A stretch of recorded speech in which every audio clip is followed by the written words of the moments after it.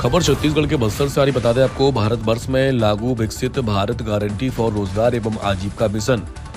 VVGRG अधिनियम 2025 को लेकर बीजेपी प्रदेश अध्यक्ष और विधायक किरण देव ने भाजपा कार्यालय में प्रेस वार्ता को संबोधित किया।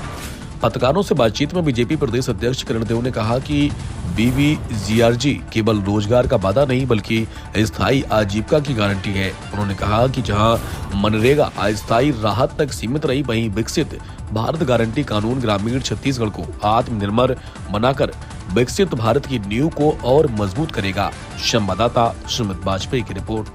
देश के यशस्वी प्रधानमंत्री जी का मैं बहुत बहुत अभिनंदन करूंगा।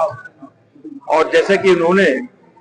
अपने प्रधानमंत्री पद की शपथ लेते ही जो चिंता व्यक्त की थी कि हमारे देश के ग्रामीण रोजगार की दृष्टि से, ग्राम के विकास की दृष्टि से, पंचायतों के विकास की दृष्टि से वहाँ रोजगार के और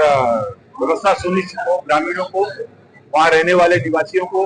उस ग्राम का पूरा समुचित विकसित हो, इस दृष्टि से विकसित भारत की कल्पना जी राम जी के माध्यम से, VVG राम जी के माध्यम से और संसद में ये बिल पास हुआ है। आदरणीय हमारे कृषि मंत्री शिवराज जी ने इसको प्रस्तुत किया और ये देश को, विकासशील भारत को विकसित भारत के क्षेत्र में बढ़ाने की ओर एक बहुत ही महत्वपूर्ण कदम है। और जिस तरीके से मनरेगा में हम देखते थे कि 100 दिन का काम, उसमें भी व्यापक पैमाने पर इतने वर्षों में भ्रष्टाचार हुआ और कई प्रकार की ऐसे मामले सामने आए जैसे कि ग्राम के विकास, ग्रामजनों को रोजगार के अवसर सुनिश्चित नहीं होना। इस दृष्टि से उन्होंने इस अधिनियम को लाया है, इस बिल को पास किया है समुचित रूप से पूरे देश में और ग्रामीण क्षेत्रों के विकास की ओर बढ़ता हुआ एक बड़ा कदम है। और उन्होंने 125 दिन की रोजगार गारंटी की और पहल की है और 60 दिनों में सुनिश्चित करते हुए बाकी दिनों को जो कृषि कार्य में हमारे ग्रामीण मजदूर अपने खेती, किसानी, बुनाई, कटाई, रोपाई में लगे रहते हैं, उसको पृथक करने के बाद भी 125 दिन की और उनकी रोजगार गारंटी की सुनिश्चित की है।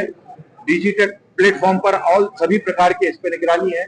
जो योजना, जो रचना ग्रामीण स्तर पर ग्रामीण बैठकर, ग्राम पंचायतों में बैठकर बनाएंगे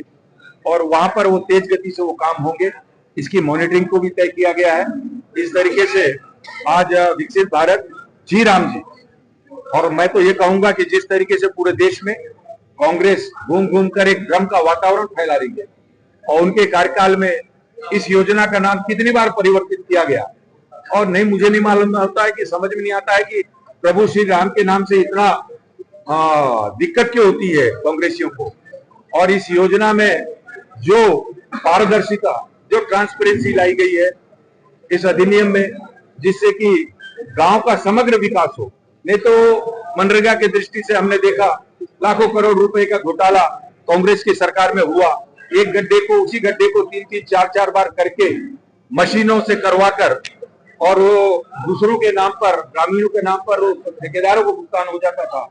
और काम भी नहीं हो पाता था। इस योजना के माध्यम से ग्रामीण जनों का रोजगार से जुड़ाव हो जाएगा और हर 7 दिन में और 15 दिन में उनके भुगतान